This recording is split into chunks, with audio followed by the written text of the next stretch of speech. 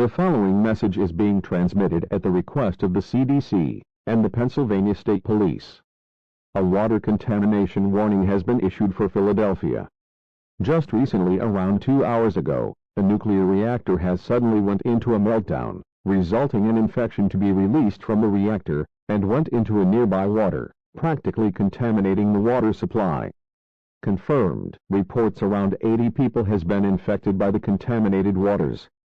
Here are symptoms: fever, vomiting, headaches, muscle pain, chest pain, nausea, and trouble breathing. If you have accidentally drank the contaminated water, contact the nearest hospital immediately.